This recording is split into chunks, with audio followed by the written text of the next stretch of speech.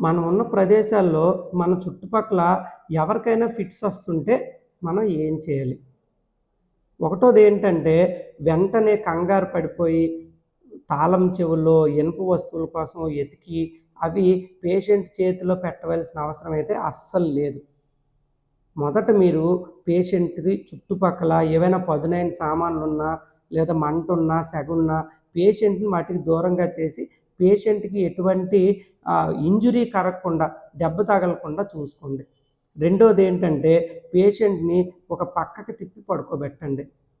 మూడోది పేషెంట్‌కి తల కింద చిన్న తలగడలేదేంటండి పెట్టి, తలకి దెబ్బ తగలకుండా చూసుకోండి.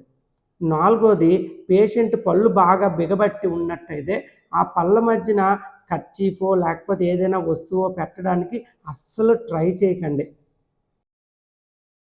తర్వాత పేషెంట్‌కి ఒక 3-5 నిమిషాల్లో ఏదైతే ఆ జర్కీ మూవ్‌మెంట్స్ ఉన్నాయో, కాళ్ళు చేతులు కొట్టుకోవడం ఏదైతే ఉందో అది ఆగిపోతుంది. ఆగిపోయిన తర్వాత కొద్దిసేపు పేషెంట్ నిద్రావస్థలోకి వెళ్ళిపోతాడు. అలా కాకుండా మళ్ళీ పదే పదే గాని ఫిట్స్ వస్తుంటే మాత్రం వెంటనే వైద్య సహాయం తీసుకోండి. ధన్యవాదాలు.